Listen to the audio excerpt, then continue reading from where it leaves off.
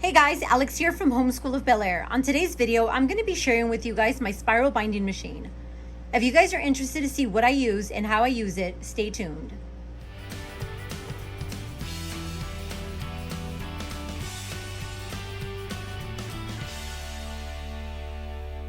Okay guys, so I first want to apologize for the awkward area that we're sitting in. The problem with my spiral binding machine is that it is an electric binding machine, so I have to have it plugged in. The nearest plug is right behind this bookshelf, so that is where I have it plugged in so I can show you guys how I use this machine. So every school year I create little check-off lists for the kids so they can just kind of follow along with their curriculum day to day and just kind of check off as they do their work. These are the ones that I actually created for them for last year, and we're just going to reuse the covers. I did update some of the information on the inside. I will say that if some of you guys are interested in these, unfortunately, I cannot share them because they are customized to my kids' schedule and to their curriculum. And there's no way of me making these so you could edit them. So I am so sorry. I want to apologize ahead of time. I do know that even last time when I shared these in my Instagram, a lot of people were asking me about them. I am so sorry. So I want to apologize ahead of time. If I can figure out a way to post them, even if they're blank on my TPT, I will definitely update that information on the description box below. So for now, what I'm going to do is I'm going to show you guys what I have here, what I use, and how I use my Trubind spiral binding machine. Okay guys, so I'm first going to give you guys a little bit of information on my Trubind spiral binding machine.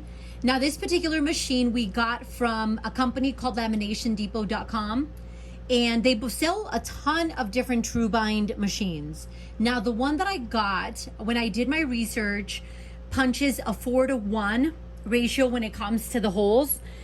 The reason I decided to go for a 4:1 is because it's one of the most commonly used and they're a lot easier to find when it comes to the coils. I do want to give you guys a few examples, and I found two examples in my teaching textbooks, teacher's manuals. If you notice, this first one this would be the most common 4:1, meaning it punches the 4 holes to 1 inch. This top one would be more of a 2:1 in the sense that it punches 2 holes for every 1 inch. This one here is a little bit harder to find. So if it's something that you guys are wanting to invest in, because it is going to be an investment, it's a lot more expensive, one, to purchase a spiral binding machine than a comb binding machine. It almost kind of triples in price. Not only that, the spirals or the coils are more expensive as well than the combs from the comb binding machine. Now I still use my comb binding machine. I'm going to link the video that I did on that machine in the description box. I feel like I did have my husband upgrade me to spiral because I was still finding myself going to office supply stores to get certain books spiral bound because there's certain things that I just prefer spiral bound. So back to the ratio. So now, again, the most commonly used is going to be the 4:1. And that is why I decided to go for a 4:1. Okay, so the machine that I got is an electric machine, meaning that you would have to plug it in. So not all spiral binding machines are electric. There's some that you could actually coil yourself by hand.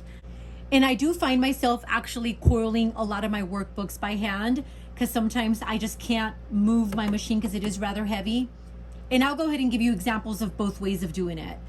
In case you end up purchasing a machine that doesn't have the electric, you're totally able to just do it by hand. So let me go ahead and show you guys a little bit around the machine. Okay, so my machine does punch more of an oval shaped hole. You can find this machine in the rounds. When my husband had me research, for some reason accidentally clicked on the wrong one. So when he went to purchase it, it was the oval, not the round. So when I got it, it was already too late. I didn't care anymore. So I just went ahead and kept the oval. Preferably, I would have probably preferred the round hole as opposed to the oval. But at this point, you can't even really tell anyway. So I'm okay with it. With this actual machine, you can punch A5 size paper, which to me would be almost like if I ever, if you guys have been following me for a while, I do sometimes like to coil on the top. So an A5 would almost kind of be the size of that top piece of paper. Obviously, it also punches letter size, and it also goes all the way to A4, which is slightly larger than a letter size. The little knob here, all you have to do is release it from here, and by just giving it a little turn here to the little knob, and then you can kind of adjust your size of your paper, because you can definitely do a larger piece of paper and just kind of center it for the holes. The other thing with my machine, let me go ahead and tighten that back up. The other thing with my machine is if you're doing a letter size, if you notice there's extra punches that it'll do for an A4, all you have to do is pop those out. So I already know that my setting for a letter size, I would have to pop these 3 out. And once I pop those 3 out, that means it doesn't punch any of those 3 holes. I'm gonna go ahead and bring a piece of construction paper so you guys can see the difference when I pull those little tabs out. Okay, so I brought a piece of construction paper so just so you guys can see. So right now at this time, I have the 3 tabs out that I would normally use for a letter size. Now, if I was to stick the paper in here, it basically stops you, and I'll show you in a little bit where the margin is for that, to adjust that for the margin. So once I push it in, I'm gonna go ahead and bring the little lever down and see how it stops at the size of like what a letter size would be. Also, you can see how my holes are more of oval shaped rather than circles. So that's the other difference. So now I'm gonna do it on the other side, and I'm gonna go ahead and push those 3 back in. And I'm gonna do it on the other side. So now you guys can see. Now, obviously, if I was punching something like this, I would have just centered it a little bit better by moving this little knob here and just kind of pushing it back and centering it a little bit so the holes would be more centered, if you guys know what I'm talking about, because there's a little bit more of a margin on this side than there is on this side. Obviously, because I'm showing you guys, it doesn't really matter, but if I was doing this as an actual like drawing sketchbook or something for my daughter, I would have tried a little harder to center that. Okay, so that is what the holes look like. Now, as far as the margin goes, and that just basically means from the edge of the paper to where the holes begin, there's a little lever here, and with this little lever, you can just kind of pop it out. So now if I was to pop it out all the way out, let me show you guys the size of that margin. Let me tighten this up again. So I always like to kind of just push the little dots down because I feel like sometimes it blocks. There we go. Notice how the margin's a lot deeper. So that is this little lever here, and it shows you a little graph as to how deep it'll be. This would be all the way in, and I'll show you guys what that margin would look like. And it's a lot closer, if you guys notice the difference. That margin's a lot closer than even that one, and then obviously that one being the deepest. So those are the different dimensions when it comes to the margin. I usually like it at the second setting, which is the red, and it's hard to tell. I'm gonna see if I can move up the camera a little bit. Those are the different settings. So again, this, you would just push it in. That would be for that tightest setting, which is that top margin there. When you pop it out to that second setting, whoop, I passed it. It's a little hard to get to that center. There we go. When you get to the red would be the regular setting that I normally like to use. And then when you pop it all the way out, that would be this setting there. With this one, I haven't figured out. I don't think there's any in between. So you're either gonna do that super large one, the regular one that I like to use, or that super tight one, which isn't much of a difference, I don't think, if you ask me. Let me go ahead and pull back.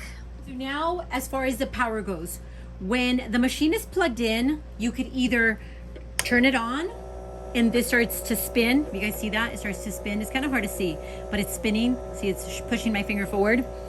Or it also comes with a pedal. Now this pedal, it's already plugged in, so you can control it a little better.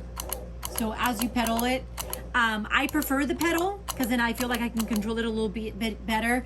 Not only that, sometimes the little coils get stuck to the side of the paper, and I feel like I just have more control with the pedal.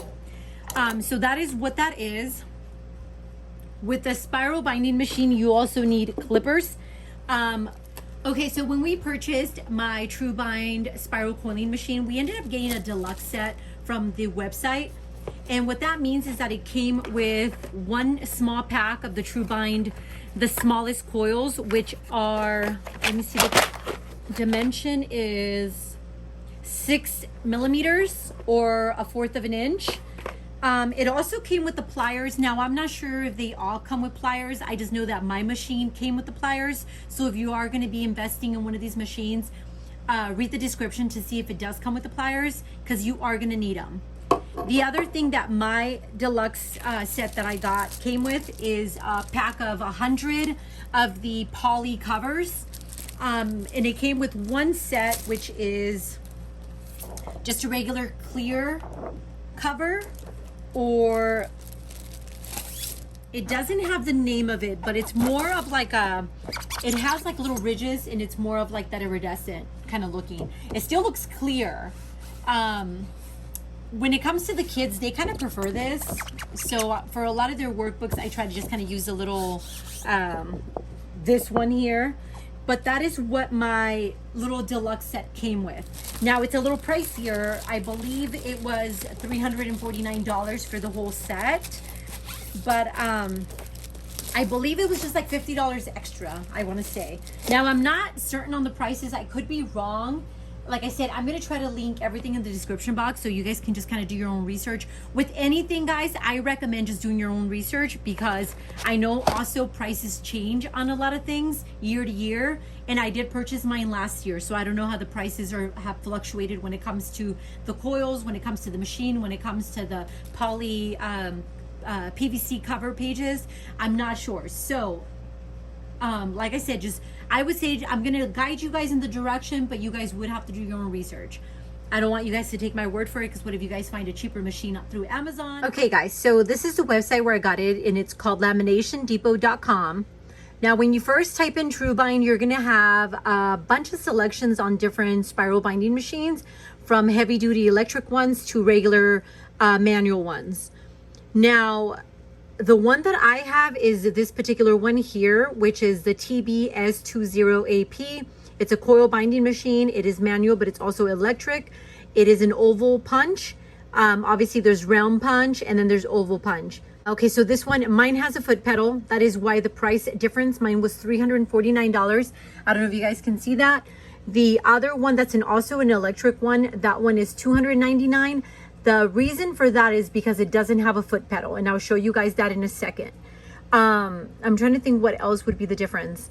Now, what I would say, again, don't take my word for it. Don't take the one that I got as a consideration. Definitely do your own research. Look for different machines, because if you don't need an electric one and you want to save yourself, you know, $250 or $150, sorry, you could always get yourself the manual one, which is basically the same exact thing as mine, just mine is obviously the electric.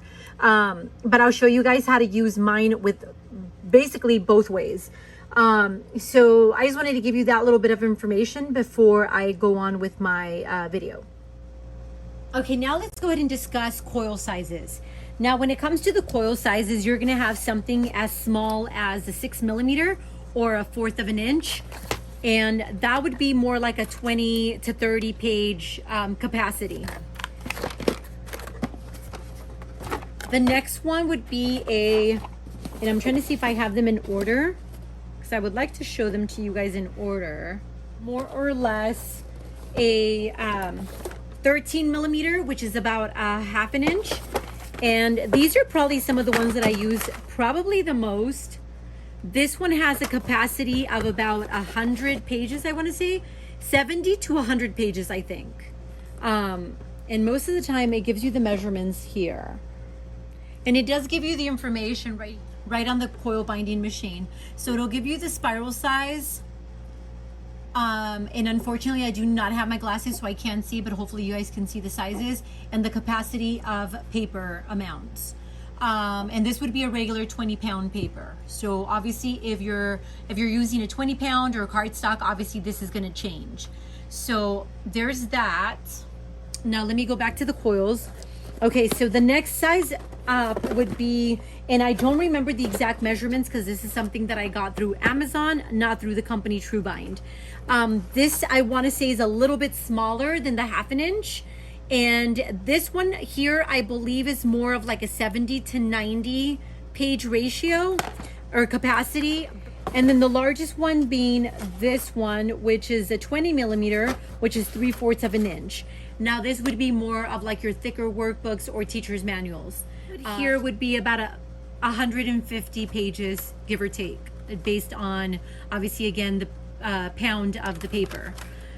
So those are the different coils that I have. I haven't had to buy any other sizes for the most part. I would say that these are probably the least used, the smallest ones. I still somewhat prefer the 10 millimeter better than the 6 millimeter. So I'm going to go ahead and just start punching my little planner so you guys can see how I would do it electrically and then manually, and then how to use the snippers. Okay, so one thing I always like to do first is I always want to make sure my settings are proper and correct. I believe this might be off a little bit, so I'm going to go ahead and set this back. I'm going to throw in a scratch piece of paper because I would hate to ruin my kids' planners and have to reprint anything.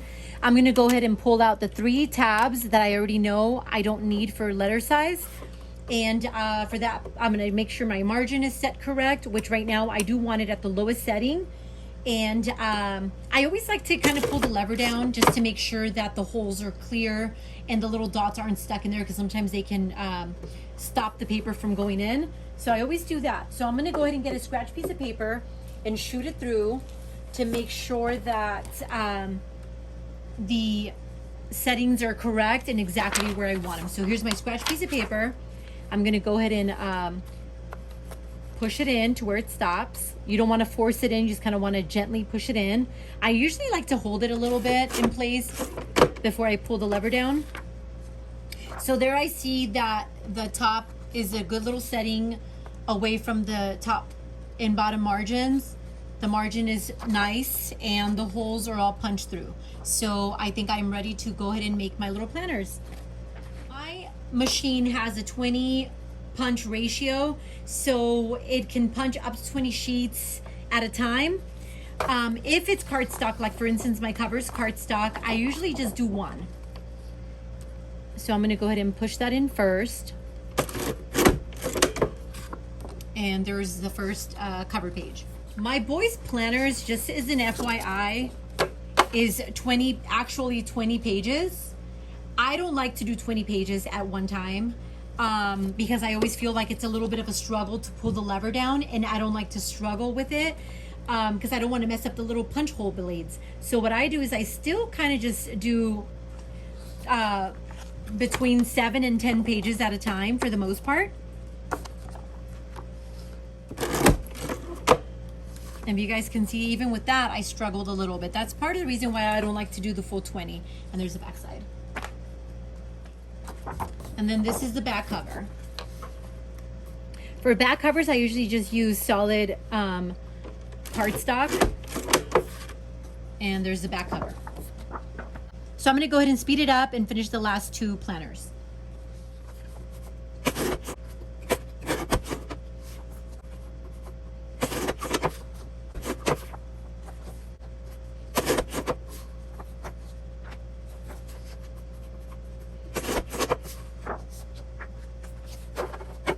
Okay, so I was undecided if I was going to use a poly cover for their planners.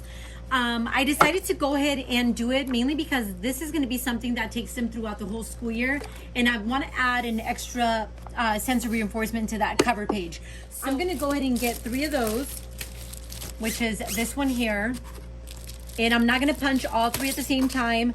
Now, on my machine here, it says that I can punch up to 4 of the PVC cover pages. I don't like to chance that. I usually just do 1 at a time, just to be on the safe side. So here's the first one, and it doesn't really matter. I don't believe there's a front or back side. It has the same little texture on both sides.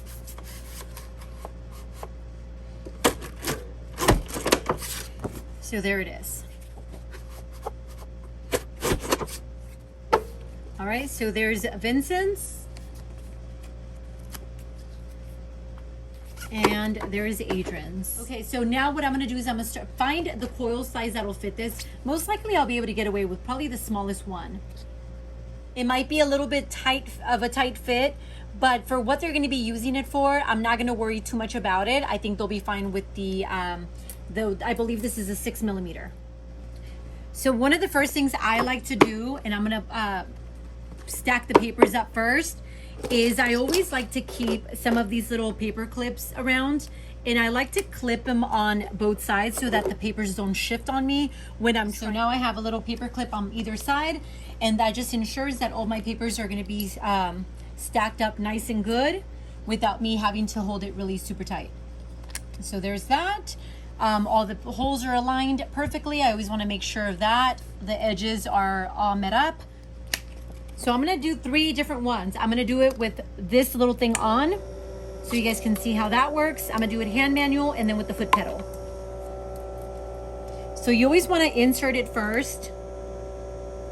I always like to insert it first and just kind of coil it at least 3 times around before I pop it into the little machine mechanism thing there.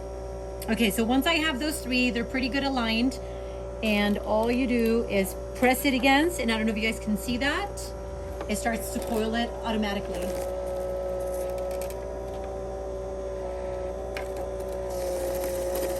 And it's as easy as that. So that was actually pretty quick. So let me go ahead and turn it off, and I'm gonna show you guys how to crimp it. Once it's in, I like for it to stick out a little bit from the bottom and a little bit from the top before I crimp it. The little crimping machine has the blank side, and then it has a side with the little red dot on it. The one with the red dot is the crimper. That is what's gonna bend the little coil so that the coil doesn't pop out of your page. The blank side is gonna be your cutter. So what I like to do is I like to do a twin one in one clip.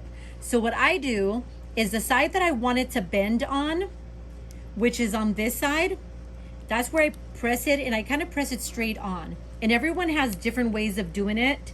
I'm gonna link it in description box, but I do have a really good friend of mine that recently did a video on how she coil binds with a Pro Click. I had suggested to her buying the regular coils rather than the Pro Click coils because they're a lot cheaper. It's still a more affordable way of doing it. And she did a whole video on it. So I'm going to go ahead and link that in the description box if you guys want to see a more affordable way of punching holes rather than having to spend $300 on a Trubind coil binding machine. I want to say that the Pro Clicks run at about $100 versus something like this that is $350. So again, what I like to do is I like to, use a little red side to kind of bend. And as I snip it, it snips off, I go ahead and bend the little end. So there it is. So I kind of do it in one little motion. Now I'm gonna go ahead and do the top side. So I'm gonna do it on this extra one that just kind of sticks out from the page there. So again, I'm gonna use the the little one with the red dot closest to my edge of the paper.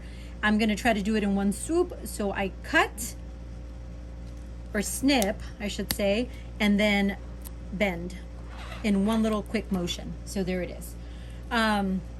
You could always take the little red polka dotted side, the little eyeball side, and bend it just a little bit more if you feel like it'll pop out.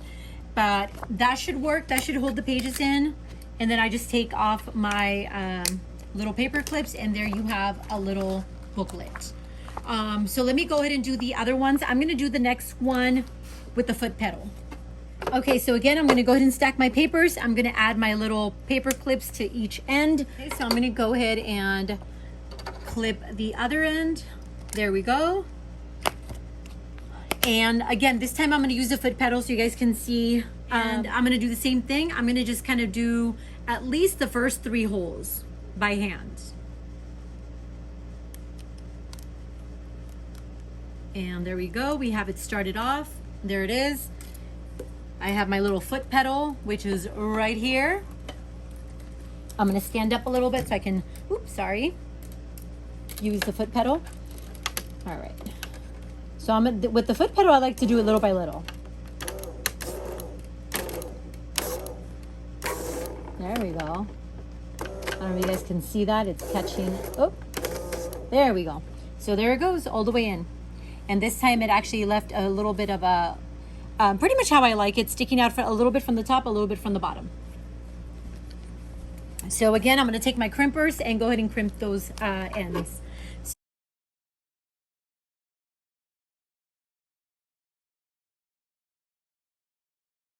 There we go, and bend. All right, so there's the second book, and the third one I'm gonna do completely manual. And I always like to check that the pages, sometimes some pages can go in backwards. You wanna make sure you check that first before you do any of this. All right, so there's my paper clips again. And I'm gonna get the same size of coil, which was a 6mm.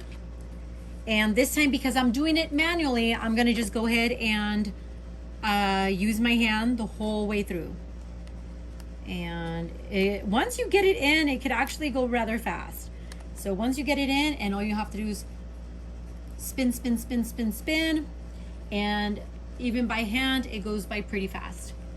I'm gonna get some carpal tunnel here doing it this way, but it works. And there's times where I can't plug my machine in and I just do it manually. So there I go. And again, I'm just gonna have it stick out a little bit from the bottom, a little bit from the top. Get my crimpers, crimp that, and then we're good to have the eyeball facing me. Cut and crimp. And here's this side, and cut and crimp. And there we go. And we have our third little planner ready to go. And this is how I do the majority of my workbooks. Now, if I'm doing a workbook where it's already bound from the store, like a regular book, then I usually take that to my paper cutter, slice the sides of the pages, and I do the exact same thing. I've shown that technique on my, I did a whole video where I tore a whole book apart and showed you guys how to do that. You would do it the same way with this machine. So now for the trash, there's a little, let me see if I can turn this around. And there you can see where all the little plugs are. There's a little drawer back here, and that's where all the little punches get accumulated. You always want to make sure you empty this out every time you use it, because if it gets too full, it'll actually mess with your hole punches. So let me go ahead and empty this out, and all you have to do is slide that back in. But I did make a whole video for my Instagram showing how I make these. Again, if you guys have questions on anything, please feel free to let me know. Thank you guys for watching, and we'll see you next time. Process, because I get a ton of questions as to what I use as far as creating my resources. So here I'm using Procreate. It's a drawing app, like an art app. And I went through a couple different images, and I finally settled on one. Evelyn was actually standing next to me, kind of telling me what she wanted. So once I'm done coloring, I email it to myself. I use PowerPoint as my layout. So here I'm laying everything out. I'm picking the fonts and where we want them. And now it's time to create the planning pages. For planning pages, I went ahead and used the same little rain cloud with the hearts. And I just recolored it, so I made it black and white. And I'm just adding all the subjects using cute font you can find for free on Teacher Pay Teachers. And after I do my layout, I usually like to print these front and back. So I'm going to go ahead and create a second page, and all it is just duplicating the images. I do use my Lexmark for black and white printing. Now I'm printing the cover on my Epson printer, and we're done.